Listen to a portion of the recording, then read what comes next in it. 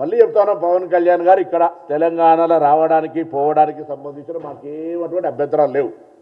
కానీ ఆవిర్భావ దినోత్సవం రోజే గెలికి నవనిర్మాణం పెడతా అంటే చూస్తూ ఊరుకోవడానికి కూడా సిద్ధంగా లేరు. మా అయ్య జాగిరే నీ అయ్య జాగిరి కాదు అని స్పష్టంగా ఒక మాటకు చెప్పడానికి, తెలంగాణ ప్రజల ఆకాంక్షకు అనుగుణంగా ఏర్పడ్డదని చెప్పడానికి, ఈ తెలంగాణ ఆంధ్రప్రదేశ్ ప్రజలకు ఎప్పుడు కూడా స్వాగతం చెప్తుంది, ఎప్పుడు కూడా మేము వ్యతిరేకం కాదని చెప్పడానికి, ఇది ప్రజాస్వామ్యంలోనే ఉన్నామని చెప్పడానికి, ఆఖరికి పవన్ కళ్యాణ్ గారు ఎక్కడి దాకా దిగిపోయారు, అంబేద్కర్ గారు అంటే రాజ్యాంగాన్ని రచించినటువంటి వ్యక్తి విగ్రహాలకు సంబంధించి ప్రస్తావన తెచ్చేంత ధైర్యం చెప్తా ఉండే ఇలా అహంకారం. అంటే ఆయన ఏదో మాట్లాడుతున్న తెలంగాణలో తిరుగుతాయి. ఎవడతున్నాడు నువ్వు సినిమా నటుడివి, తిరుగు.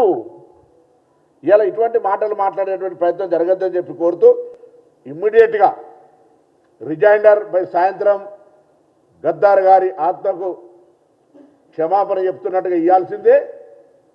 ఆ అంశం మీద అన్ని వర్గాలు తీవ్రంగా ఖండిస్తూ ఉన్నాయి.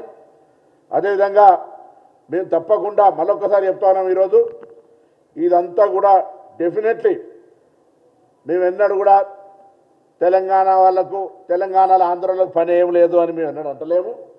ఇది ఫెడరల్ సిస్టమ్, డెమోక్రటిక్గా ఇది హైదరాబాద్ లింగ్విస్టిక్ హెడ్ క్వార్టర్.